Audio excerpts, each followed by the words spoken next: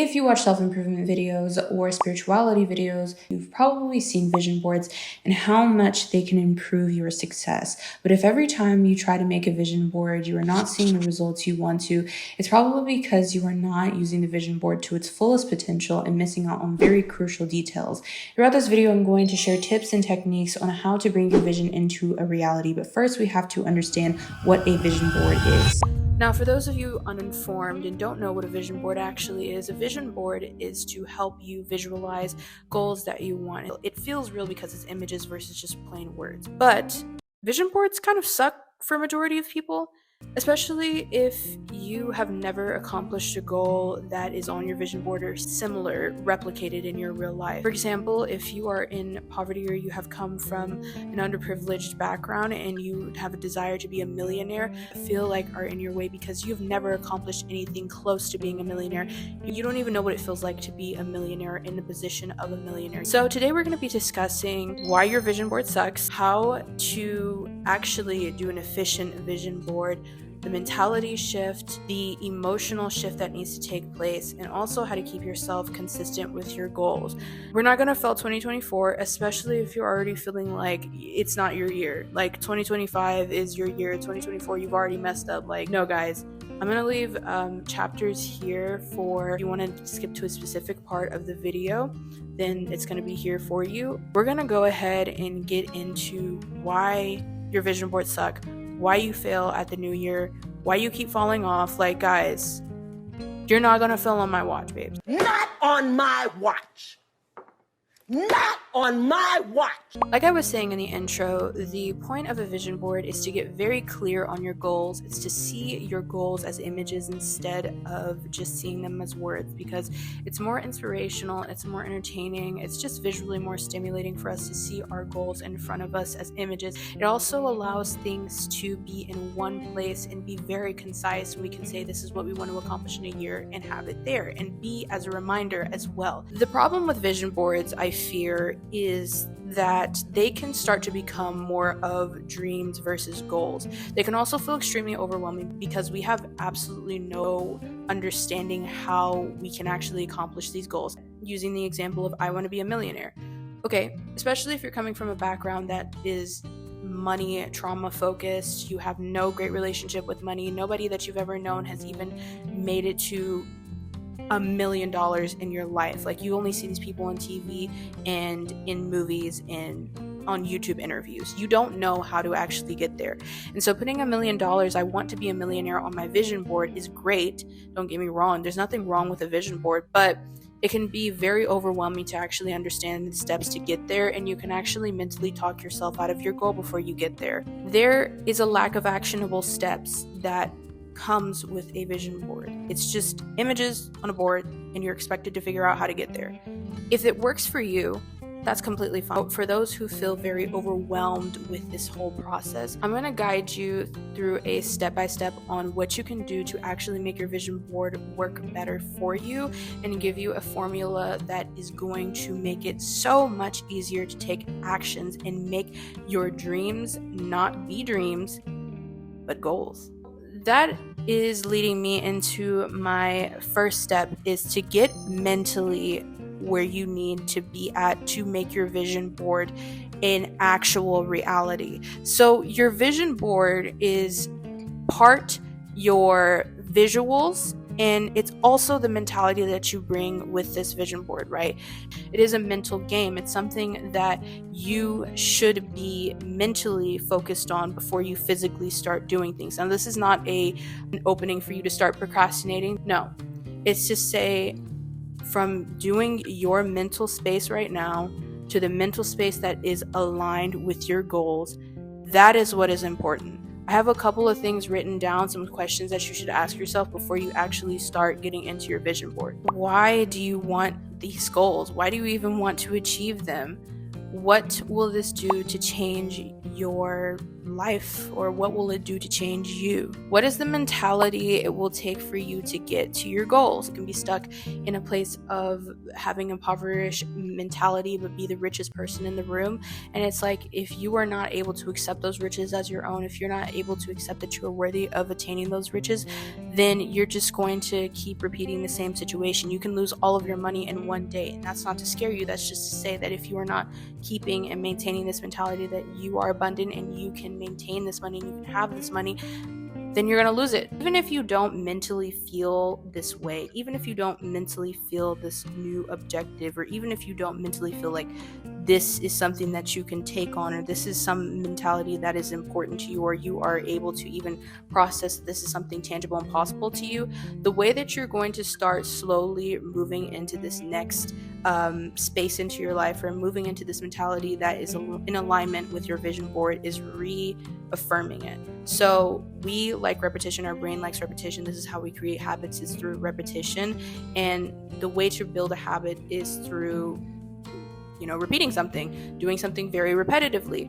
So if you are repetitively reaffirming this mentality, if you're repeatedly saying, okay, you know what, I may not be a millionaire right now, but I know that I'm abundant, and also make the goals realistic to you. You don't have to say that you're a millionaire if you want more money.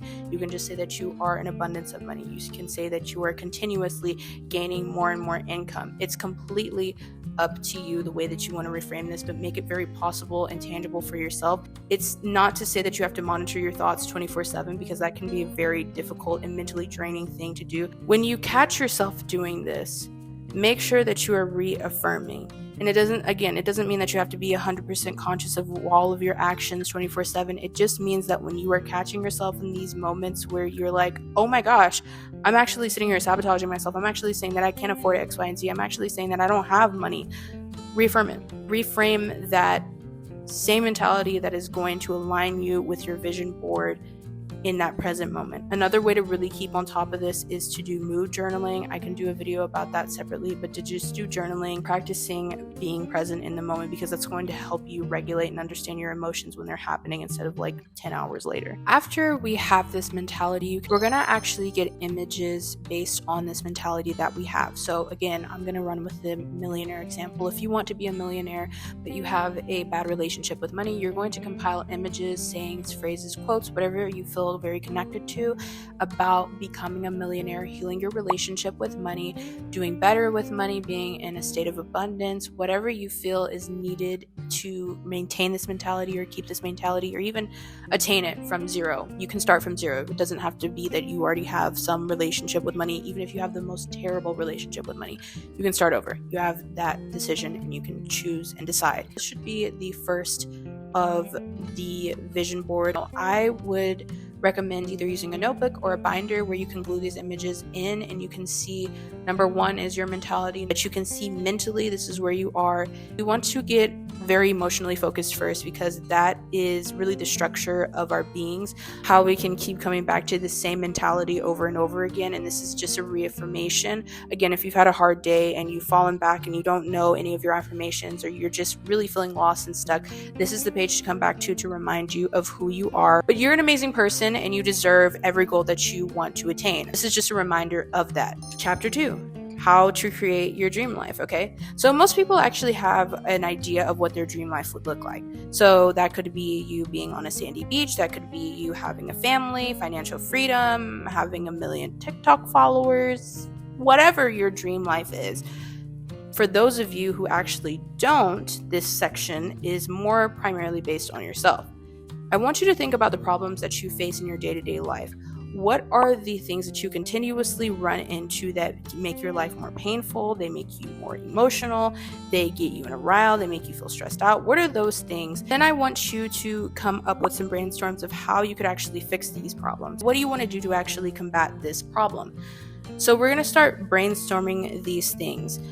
Another question to ask yourself is, how are these problems affecting you, whether that's emotionally, physically, or they are spiritually making you not be able to function properly, or how you deem yourself to properly function? How would these goals, accomplishing them, make or improve your life, make your life better? How would they actually help you in the long run? Asking yourself the question, where would you like to see yourself in the upcoming new year? And be realistic for yourself. If you accomplishing this one thing in a year is you being a unicorn, just be gentle. I really want you to think about what is going to make you feel happy. Really do some inner work about this, because you're going to make this vision board for you. This is not for your sister, your mom, your brother. This is not for anybody else. List out all your goals. Also, for those goals that you feel are too big to accomplish in this next year, or you just feel like you're going to really struggle, or it will take you much longer than a year to actually accomplish those. Say, for example, you want to move up the ladder in your career, you want to earn more money,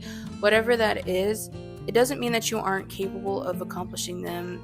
It just means that you need to break down the goal even smaller than you have. You want to be promoted. So what does it take for you to be promoted? How can you break down this goal so that it will fit into this next year? That is what is important. That is what is supposed to be prioritized. So I want you to pick your top 3 goals. I want you to get your priorities together when it comes to getting your goals. And you can't do that if you have 50 billion goals that you want to accomplish. This doesn't mean that you're not going to ever accomplish these goals that you actually want to. It just means that they're going to come at a later time. That's so that we can do them correctly and we can have time in the future to actually accomplish the goals that we want. So I want you to pick 3 that are your main priority that you want to accomplish this year. And if these were the only 3 things that you could accomplish over the next year, you would feel so satisfied, you feel so good about. Follow your intuition and what it is guiding you to actually do. We want to start small and then gradually build ourselves up so that we can gain confidence in what we actually want. There's 3 goals, preferably would be in 3 different sectors of your life. So they all come under the umbrella of relationships, spiritual, health, physical, and financial. If we want to improve ourselves as a whole, we should be focusing on more than one aspect of our lives. One goal for each topic. So, I'll just give an example. Let's say that I want to improve my relationships with my friends. I want to earn $10,000 this year, $10 extra $1,000 this year from a side hustle. And then my third would be that I want to get back into the gym. This can be tweaked to your liking, but I really recommend you do 3 different. Part A to this is to break your goals down into sub goals. So these goals, these 3 priority goals that you have picked, are probably really big. They feel very out of focus, and usually if you're doing a regular vision board, you just put those 3 on a board and call it a day. But that's not what we're going to do, okay? We're going to break these goals down into sub goals, because this is the part that is the secret. This is the formula that's going to help you a lot more than just putting images on a board. We're going to use one goal, okay? I'm going to outline the instructions, and then I will give you an example. Number 1, you want to have your goal. Then you want to break your goal down in a 3 to 5 step range. So then we're going to break these outlined parts into even smaller bits that we can take action toward on a weekly basis. For example, let's say that I want to ride a bike, brand new, no experience. I've never ridden a bike before. That's my big overarching goal. Now I'm going to say that I want to break this down into 3 more steps of how I can actually learn how to ride a bike. So number 1 would be, what kind of bike do I want? Number 2 would be how to actually ride. And number 3 would be riding with other people. Okay, so those are my 3 outline steps. Furthermore, how am I going to accomplish those outline steps? So number 1, on how to get a bike. My steps would be to do research on YouTube for beginners. Number 2 would go in person and try out bikes and see which ones that I like and which ones are comfortable for me. Number 3 would be getting a recommendation for a friend or asking someone that I know that rides bikes for some sort of recommendation that they think that I would like. So number 2, how do you actually start riding a bike? I can watch YouTube videos and tutorials on how to ride a bike. Number 2 would be riding with training wheels. Number 3 would be, again, asking assistance from those people that have already ridden a bike or know how to ride a bike. And number 4, this is an extra step, working on my balance, because it takes balance for you to ride a bicycle. Third thing about community, go on forums. I would see what are local bike riding community organizations. I would look up groups in my area on Facebook, social media, Instagram, whatever, to see if there are any recommendations for beginners. I would look online and see if someone is hosting an event for beginner bike riders, and I would also ask again for recommendations. So those are we have gotten from our outline. So those are our baby steps. So we have our baby steps, our outline, and then our main goal. And this is how we can break it down. You can break it down even further, but don't get too bogged down with trying to break down your steps too small. It can just get very redundant. If you're able to complete this task in a week, then that means you're good to go on to the next step. If you can't, then you need to break it down further. And if you're starting to feel overwhelmed, like, oh my gosh, like I need to you need to break it down a little further. Then we get into the most familiar, the most popular part for most people, which is compiling the images. How fun. This is step 4. You want to make sure that you are choosing images that you feel emotionally connected to. Where can you get these images? Pinterest. You can get them out of books. You can get them on Etsy. You can buy images in bulk for vision boards specifically. You can go to a craft store, magazines too, if you have any access to those. Usually these are kind of like obsolete now because everything is digital, but Pinterest would be the best place. You want to make sure that these mean something to you, and it doesn't have to be that you're crying and you're having a whole moment when you see these images, but you want to make sure that they have some sort of emotional impact on you and they lead some sort of motivation for you as well. Instead of only using the image as the final product, you can use the outline steps that you have as image inspirations as well. What do I mean by this?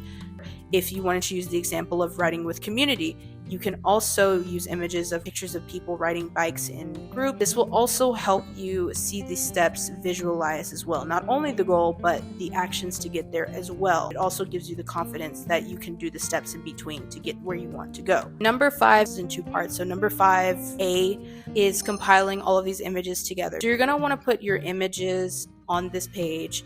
And depending on how you want to organize this, I'm going to leave examples at the end of this video, but depending on how you want to organize this, you can put your images of you completing the goal, and also in the process of completing the goal, you can put your main goal. Underneath that, you can put your outline goal, and then underneath that, you can put your actions in order to complete that. So you have a little hierarchy of what you need to do to get to those goals. I would also write these goals down in some space that you're going to get a reminder to complete them, so they're not just on the wall or they're not just somewhere in the abyss when you need to know what you have to do. Step 5, part B. This is the main concern that we have. This is the action-orientated part, and this is one of the most crucial, if not crucial, parts. You can create now a weekly schedule on what you're supposed to accomplish during that week. Struggling really, really hard to complete these weekly tasks, that means that you need to break that goal down even further. But I would try it first before you actually just say, I need to break it down. Oh my God, it's too difficult. Try it, attempt it first, and make sure that you are holding yourself accountable. So the way that you can hold yourself accountable is doing daily, weekly, and monthly check-ins. First of all, you're going to want to do daily check-ins. You're going to want to write down what you have learned from this process. You're going to want to write how you're feeling towards working your goals. Then the weekly would be you checking in and seeing where you are in completion of this goal. Have you completed this part of your outline? Have you completed this? Have you slacked on it? Is there a part that you're having difficulty over? To really look at your goals and see if you're getting closer, if you're getting further, if you need to break down things more. This would be what you do during your weekly check-in. Now, during your monthly check-in, you want to make sure that you have accomplished parts of your outline. If it's just one outline and that's what you set out in the beginning of the month, then that's what you need to do. If you have completed all of the goals in your outline and you have completed your overall goal, this is when you need to reflect and see how that's made you feel. But also, if you want to move on to the next part of this goal, or if there's something else that you want to use and dedicate your time to, this is going to set you up for the next month. This practice is also taken in from the 12-week structure. This process is just basically going in, and in that book it basically talks about having your year be set as 12 weeks instead of actually a year. You want to make sure that you are keeping up with your progress from a month-to-month basis, as well as documenting. And this documentation is not only for you in the present moment, but it's for you later down the line. You can fall back on the progress that you've made and check in with yourself emotionally and how much progress that you've made within your process and all of the steps that you've taken to get to where you are right now. This is especially good for those people that are unfortunately easily comparing themselves to other people, because you can see your progress right in front of you and you don't have to compare yourself to anyone else. You can just see that I've done X, Y, and Z to get me here. You can separate yourselves from them because you have your own individual journey. So do not allow yourself to go 10 weeks without any progress made and you're not checking in with yourself and doing anything at all. You're going to fall into that habit of being now in February and putting it off, and you're gonna end up in October, November, and December and wonder where all the time has gone. Finally, here is some bonus little things I just want to throw out. This is a really good place to start to get yourself on the right track to make a better year for yourself. I know it's really easy to set the intention in January or even in the late December to have a whole bunch of goals, and then on January 1st you're so motivated, and then you get to like February and March and you completely fall off. And then in December of that same year you're like, where did the time go? It's a really bad cycle to get into, but it's really easy to succumb to that cycle.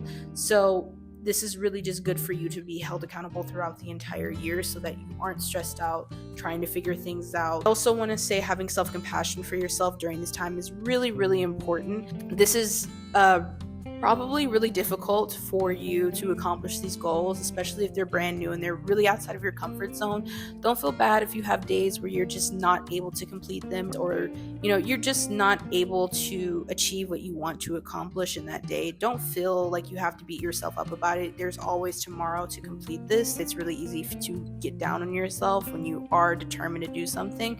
But the best thing that you can do in those moments is practice self-compassion, because that is going to allow you to get back up and not feel terrible or guilty or ashamed that you missed out yesterday. It's okay to rest. We're human beings, not robots. You don't have to be at 100 24/7. You can have your days when you don't feel like doing anything. This should be something that helps you get to the next level. This should be something that helps you see progress in your life. Something also that I forgot to mention is when you are making these steps to get to your goal, make sure that you are creating at least one step that's very small that you can accomplish immediately or tomorrow.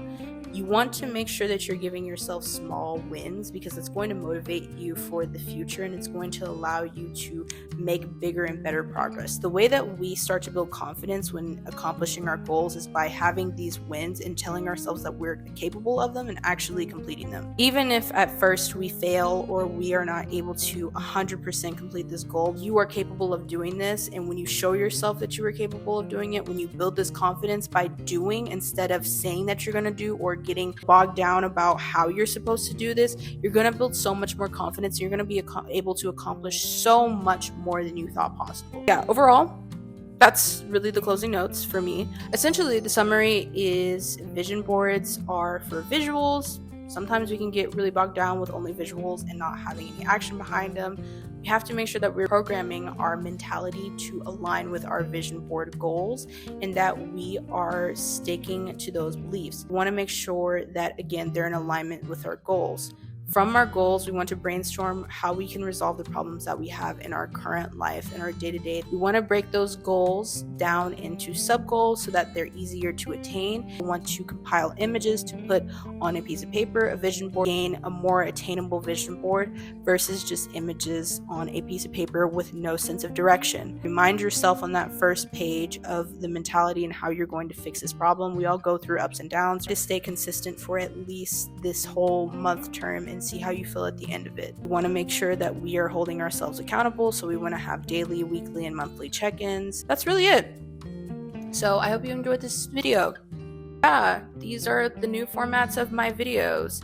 Any updates too, I'll put in the post, but this is the big new chapter, okay? I don't have an outro.